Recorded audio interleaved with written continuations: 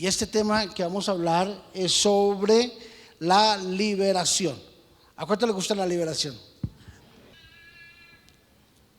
El propósito del mensaje de hoy es llevar a las personas a identificar y a romper con todo vínculo de maldición que tenga la persona en la actualidad. Hay un fundamento bíblico, ¿verdad? De que quiero que lo coloquemos y trabajemos sobre ese fundamento bíblico en esta mañana.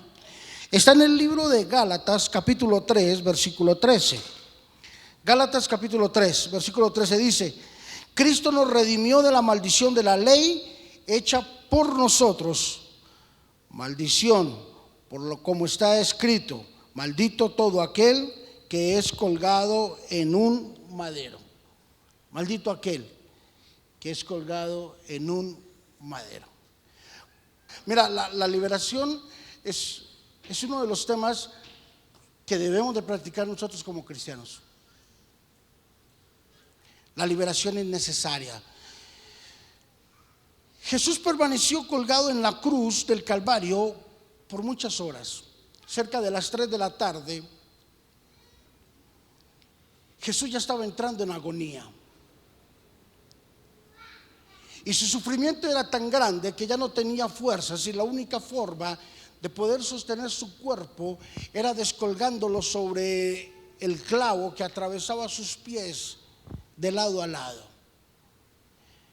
El sufrimiento se hacía más intenso aún todavía sobre las 3 de la tarde. La fiebre comenzó a subir en su cuerpo. Y en el momento en que sube la fiebre, es lo que los médicos hoy en día le llaman el síndrome del tétano. Jesús había sido picado por el tétano. Y la fiebre había subido a su cuerpo. Jesús no tenía otra alternativa sino simplemente ponerse en las manos de Dios y poder llevar a cabo la inmensa tarea que tenía y poder decir: consumado es. Este cuadro de la crucifixión debe producir claramente en cada uno de nosotros para comprender de que Jesús murió con un propósito en la cruz, que todos y cada uno de los sufrimientos y de los pasos hechos por Jesús tenían que producir una respuesta y un beneficio para nosotros aquí en la actualidad. En otras palabras, Jesús cuando estaba en la cruz estaba recibiendo, y nosotros estábamos recibiendo, un intercambio. Vamos, diga intercambio. Por eso la Biblia dice: se hizo pobre para que nosotros fuésemos ricos. Se hizo maldito para que nosotros fuésemos bendecidos. Jesús llevó todas las enfermedades en la cruz del Calvario para que nosotros fuéramos libres. Mira, fueron 33 latigazos que le pegaron a Jesús. Médica y científicamente existen 33 enfermedades. De esas 33 enfermedades se derivan las otras. Pero cada latigazo fue una consumación de lo que Jesús tenía que hacer para sanar a la humanidad. Todo tiene un intercambio. Jesús llevó una corona de espinas en su cabeza, y la Biblia dice de que una de las maldiciones que tuvo el hombre en el principio fue que espinos y cardos producirá la tierra, y los espinos y los cardos significan enfermedad y pobreza. Jesús llevó la enfermedad y la pobreza en su cabeza para que nosotros fuésemos ricos y fuésemos sanos y bendecidos. Todo lo que existe tiene un intercambio. Hay un gran escritor que a mí me gusta bastante, y es el doctor Derek Prince, y compartió 7 situaciones extraídas de Deuteronomio capítulo 28. No vamos a predicar de esto, pero sí se las voy a nombrar. 7 principios extraídos de Deuteronomio 28 del doctor Derek Prince, y dicen así. El primer principio fue una desintegración mental y emocional, perder el equilibrio mental ante la presión y perder el control. Son uno de los resultados del poder de las aflicciones de la presión mental. Enfermedades repetidas o crónicas, diabetes, hipertensión, cáncer, asma, artritis y todas estas enfermedades. 3, abortos involuntarios o problemas femeninos con relaciones con la procreación. 4, desintegración del matrimonio y enemistades familiares. 5, insuficiencia y escasez económica constante en nuestras casas. 6, predisposición a los accidentes.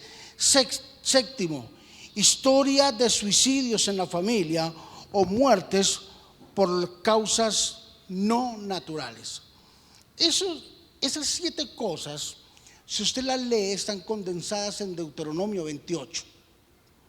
Deuteronomio 28 habla sobre las bendiciones de la obediencia y habla sobre las maldiciones de la desobediencia. Y dentro de la desobediencia, ahí en esos 7 puntos, dice que esas son una de las manifestaciones más grandes cuando una vida está en maldición.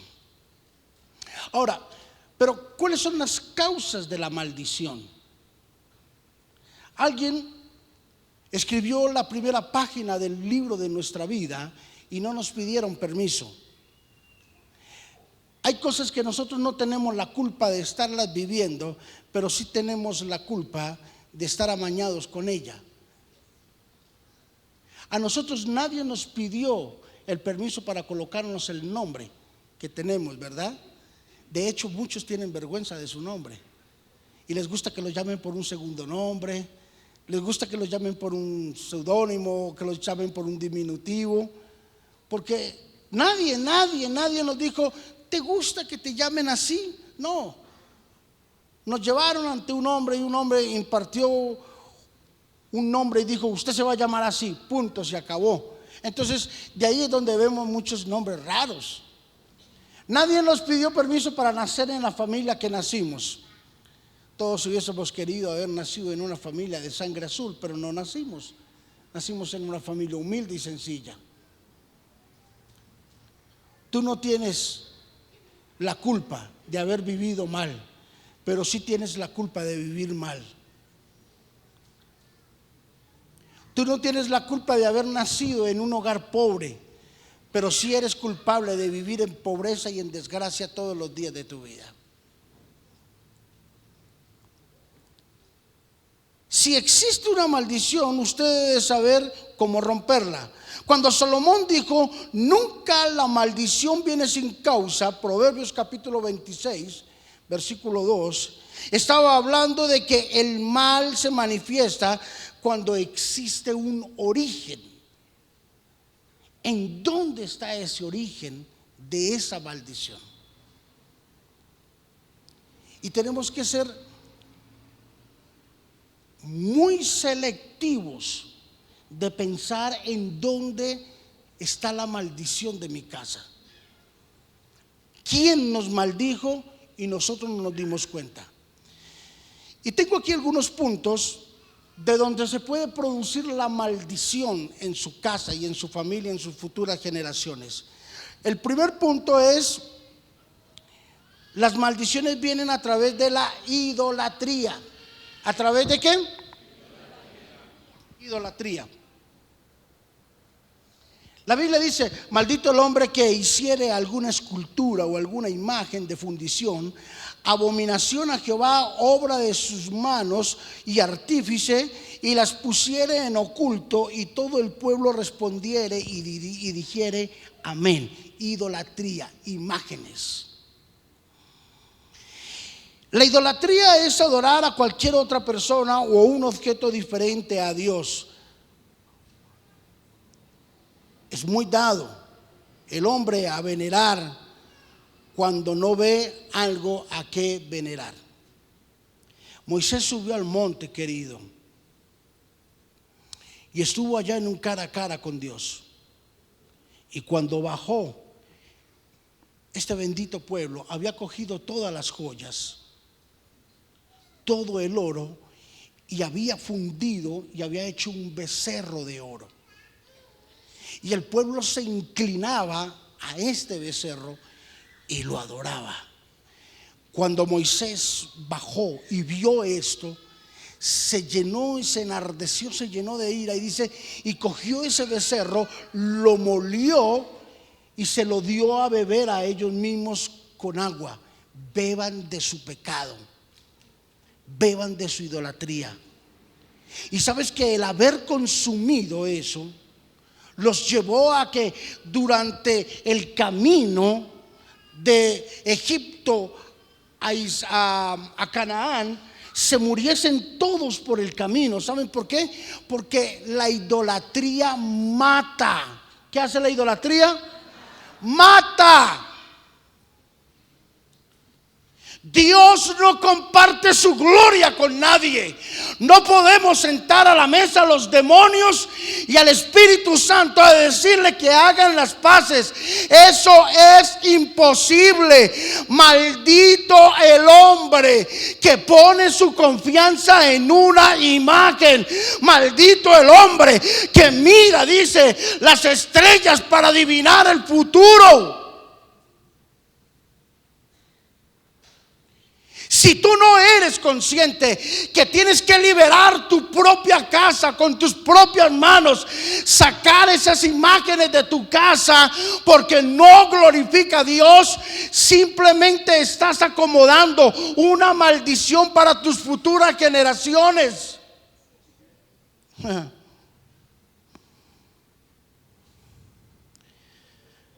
Dios es espíritu. Y los que le adoramos en espíritu. Dios no comparte su gloria. Escúchelo. Mire, váyase con esto en su cabeza para su casa. Dios no comparte su gloria.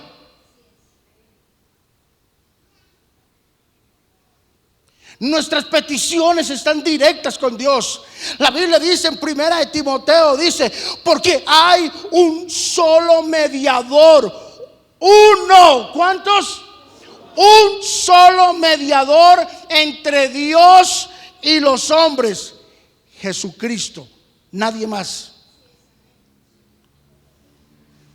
Ni San aquello, ni San lo otro, ni San Serapio, ni San Caralápido, ni San esto, ni San Cocho, ni Cisterna, ni nadie podrá por nosotros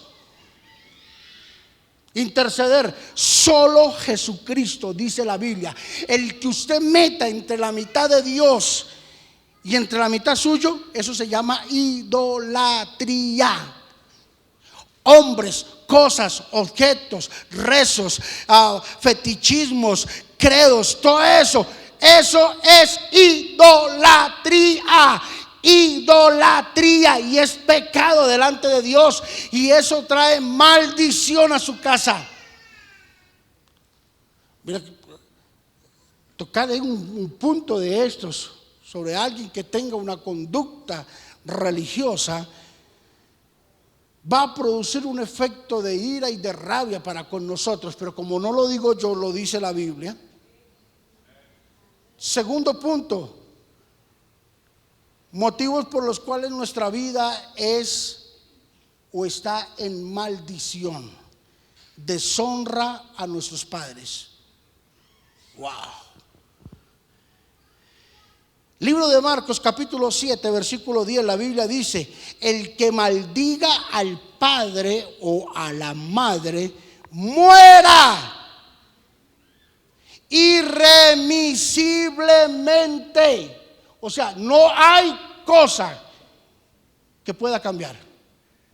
El que maldiga, ¿qué es maldecir? Decir mal contra sus padres, dice, debe de morir irremisiblemente. Yo soy un poco inquieto cuando voy al cementerio. Voy, yo creo que una vez al año, porque no me gustan esa clase de cosas. Pero cada vez que voy al cementerio, me gusta ver las fechas de nacimiento y las fechas en las que muere la persona. Y me atrevo a decir que un alto porcentaje de las tumbas son de muchachos que no pasan de 25 años.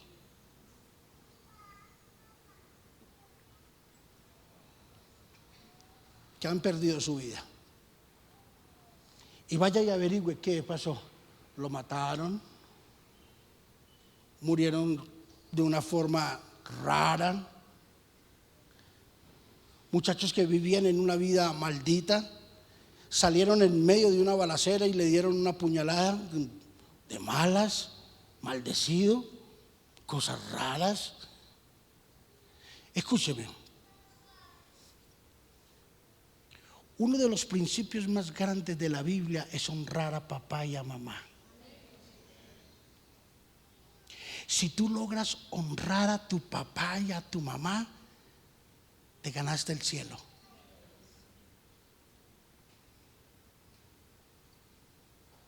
El problema es que cuando nuestros hijos crecen,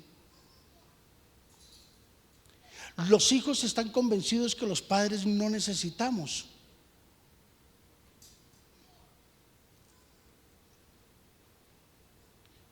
Porque como tuvimos para mantenerlos y darles un buen nivel de vida, a los hijos se les olvida que nosotros los padres podemos llegar a tener momentos difíciles y que podemos llegar a tener una estabilidad financiera, pero una atención hacia los padres nunca va a estar de sobra. Miren, queridos,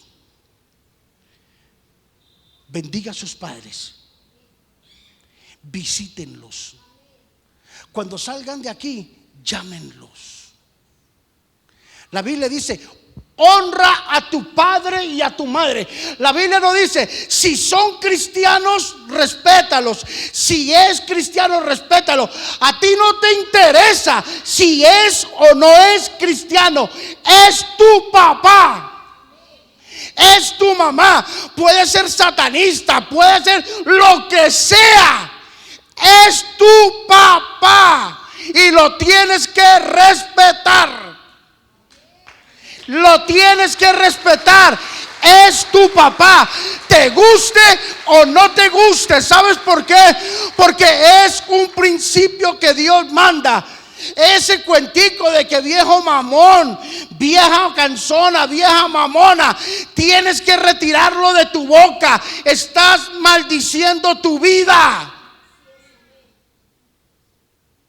Si hay una tierra en donde invertir, es tu papá y tu mamá. Miren, hijos, ustedes que están aquí, aún que no tienen todavía hijos, el anhelo más grande para nosotros los padres es que los hijos crezcan, vuelen y sean alguien en la vida. No estamos contando con que usted nos mantenga, pero sí estamos contando con que usted nos honre, nos respete. Honra a tus padres y vas a tener una vida bendecida. Tercer principio por el cual nuestra vida es maldecida, o hay maldiciones que vienen a nuestra vida, por relaciones sexuales ilícitas.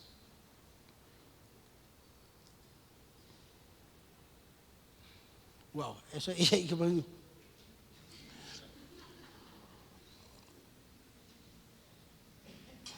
Relaciones sexuales ilícitas.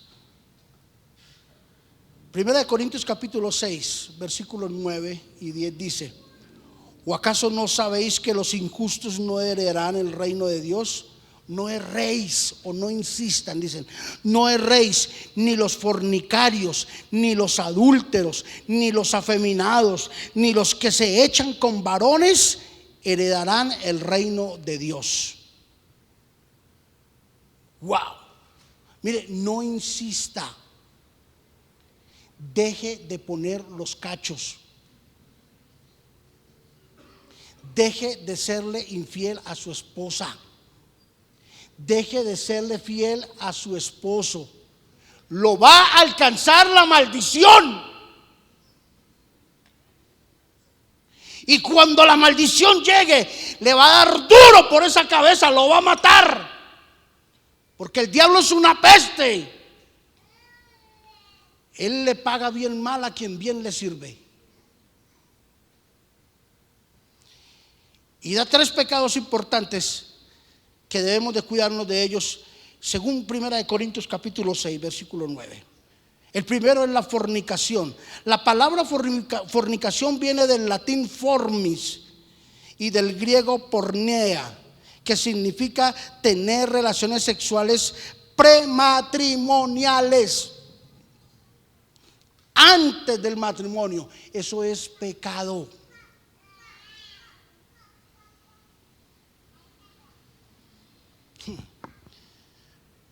Hoy en día está de moda que el novio se quede en la casa de la novia. Sin vergüenza el papá y la mamá que permiten eso.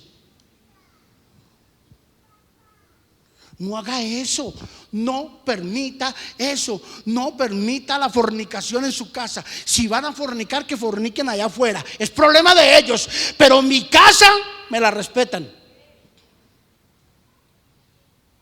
Eso está fuerte, ¿cierto?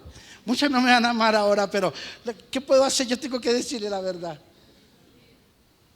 Fornicación es pecado. Mamás que ya le están colocando dispositivos a sus hijas a los 14 y 15 años para que no queden embarazadas. En lugar de ponerle esas cosas, dele principios cristianos, enséñale cosas buenas y no las mande a fornicar. Wow, eso está fuerte.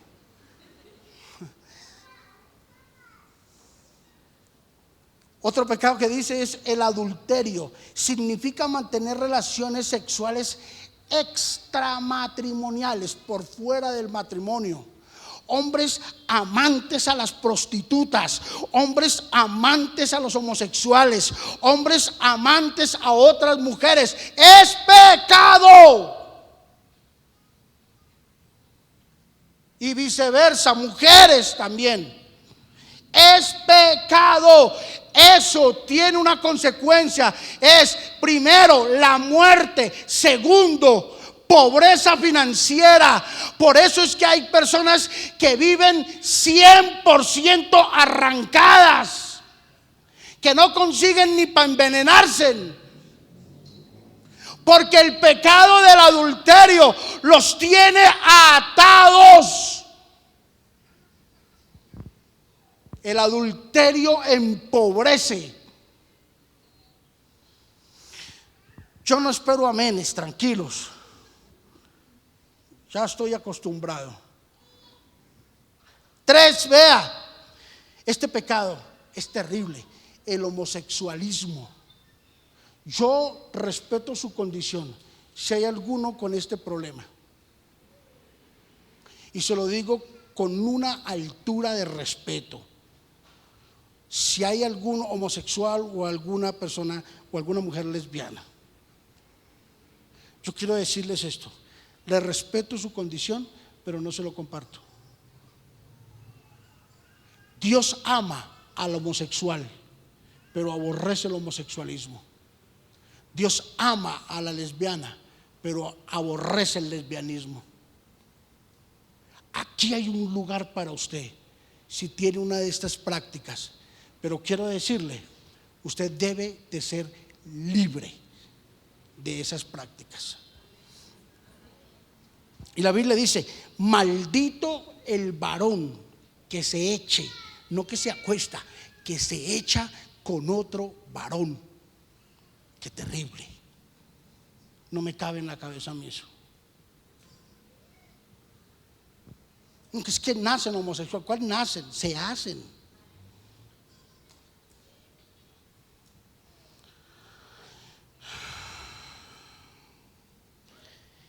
En la epístola de los Gálatas, me adelanté. ¿Cuál sigue? ¿Tercero? Cuarto. Otra forma de adquirir maldiciones: a través de las obras de la carne. Porque en el libro de Gálatas capítulo 5 versículo 17 la Biblia dice: porque el deseo de la carne es contra el espíritu y el espíritu es contra la carne, y estos se oponen entre sí para que no hagáis lo que quisieras. Gálatas 5:17. En la epístola de los libros de los Gálatas, Pablo hace una lista de las obras de la carne. Primero, pecados morales: adulterio, fornicación, inmundicia y laxivia. Pecados religiosos: idolatría y hechicería. Pecados sociales: enemistades, pleitos, celos, iras, contiendas, disensiones, herejías, envidias, homicidios. Pecados de intemperancia o de falta de dominio propio: borrachera y orgías.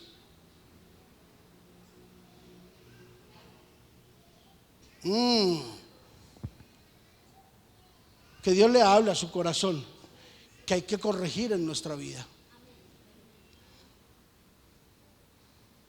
Otra forma de adquirir maldiciones: injusticia hacia los débiles. Escúcheme. Usted tiene empleados, sea justo. Págueles lo correcto. No abuse de una condición de necesidad de un empleado. Hay muchos que abusan de nuestros hermanos venezolanos. Que como aquí en el país se le paga 60,000, entonces usted contrata a un venezolano para darle 30,000. Es pecado. Sea justo con sus empleados. La Biblia dice: amos, traten bien a vuestros siervos. Siervos, sométanse a vuestros amos. O sea, esto es un intercambio. Usted tiene que ser correcto en la empresa donde usted trabaja. Llegue a tiempo. Si la entrada es a las 7, llegue faltando 10 o llegue faltando 5. Sea honesto. Si a usted lo contratan para trabajar, ¿qué hace predicando en la empresa? A usted lo contrataron para trabajar, no para predicar. No es que el Señor, ¿cuál Señor? Si tiene muchas ganas de predicar, predique a la hora del almuerzo. Yo me acuerdo que hace mucho tiempo atrás se corrían los mojones, ¿se acuerda? En las fincas, los mojones, y hay mucha gente que adquirió sus fincas corriendo sus mojones. Y hoy en día los tienen, pero por unas prácticas incorrectas. Los mojones son los ayúdenme para traducir eso. Los límites, exacto. O sea, aquí estaba el mojón o el palo, la estaca, la cosa que delinea la finca. Entonces la corrían para acá, así, aquí para abajo. Y así se fueron ganando y ganando y ganando muchos terrenos y lo fueron tomando. Y hoy en día hay gente que tiene dinero, pero con beneficio de que unos del pasado lo hicieron. Este otro, el último: ¿cómo podemos entrar una maldición a nuestra casa? A través del robo. ¿A través del qué? Robo. Ese está fuerte. A veces yo no necesito tener un arma en la mano para robarle a nadie. Entonces nos encontramos con comerciantes, ¿no? ¿Cuánto vale? Según el marrano. El que le da de comer es el marrano. El que le da la prosperidad es el marrano. Nunca trate a sus clientes como un marrano, porque no son marranos. Son una respuesta de Dios para su vida. Sea honesto con lo que vende. Sea honesto con su trabajo. No le robe a nadie. No le quite a nadie un peso. Devuelva las cosas que le presten. Y su vida va a ser una bendición. La Biblia dice en Éxodo capítulo 20 versículo 15: no hurtarás o no robarás. El significado de hurto es muy claro. Consiste en retener cualquier bien ajeno en contra de la voluntad de su dueño. Lamentablemente el hombre ha tenido esta actitud frente a Dios primero. Cuando la palabra nos enseña muy claramente que quienes retienen el diezmo y la ofrenda están robando a Dios lo que a Dios le pertenece. Malaquías capítulo 3 versículo 8 y 9. Cada vez que usted retiene un diezmo y una ofrenda, está robando a Dios. Y cuando usted roba a Dios, está maldiciendo. Otra vez, está maldiciendo, sencillo. Nadie necesitó maldecirlo. Nadie necesitó hacerle brujería, hechicería, ni nada de eso. Usted mismo se está maldiciendo. A la familia también, robo a la familia. Puede ser a través de reparticiones injustas de una herencia, estafando a algunos, estafando a su familia en los negocios, tomando ilícitamente alguna posesión de un pariente. Todo eso es pecado. No le quite a nadie nada, no le quite a su familia. Sea honesto. Cuando Jesús vio a Zaqueo, le dijo a Zaqueo que fuera y vendiera parte de sus bienes. Zaqueo era político, recaudaba los impuestos. Y Jesús le dijo: si le has robado a la gente, ve y vende y devuélveles. ¿Qué dijo Zaqueo? Listo, yo voy a ir a vender. ¿Qué significaba eso? Que había robado, que era un turco, era un torcido, era una lámpara, ladrona, sinvergüenza, eso, político. Había robado este sinvergüenza y dijo: voy a ir a vender y les voy a devolver. Hasta 4 veces. Hay mucha gente que se acuesta con su zozobra en su mente de que robaron. ¿Y sabes qué es lo más cruel? Que la Biblia dice: todo lo que el hombre siembre, eso mismo segará. Ay, pero ¿por qué me robaron? Escarbe su vida. ¿Por qué me dijeron mentiras? Escarbe su vida. ¿Por qué me traicionaron? Escarbe su vida. ¿Por qué me abusaron? Escarbe su vida. Algo hiciste que está ya guardado en el pasado y necesitas liberarte de él.